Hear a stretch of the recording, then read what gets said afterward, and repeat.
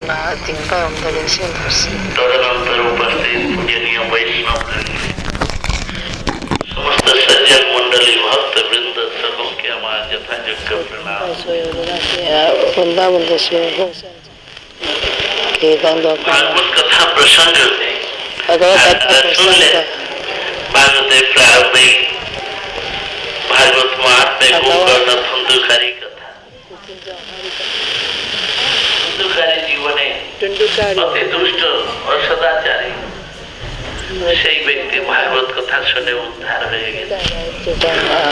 ये समस्त अनेक কাহিনী আছে। 其实呢，就是他的兄弟，讲了阿里嘎达给他听。তো আর কত বিষয় আছে, অনেক কিছু বলাও যায়।讲了什么？আমরা যে প্রসঙ্গে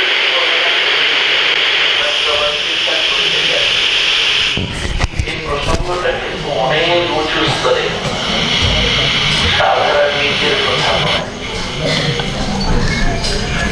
বলে এত উঁচু ধরনের কথা কেন বলা হয়? অনেকে বলছে ওই গ্রামের লোকগুলো বসে আছে, গ্রামের ওরা কিছুই জানে না, বুঝে না, ওদের কাছে তাই এই রাসলীলা কথা বলছে।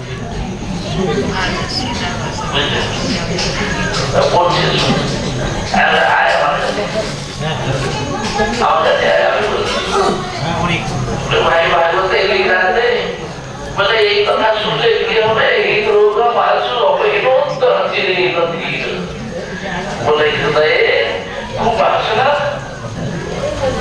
হৃদয় রোগ সব দূরে যাবে। এই কথা শুনলে হৃদয় রোগ দূরে যাবে।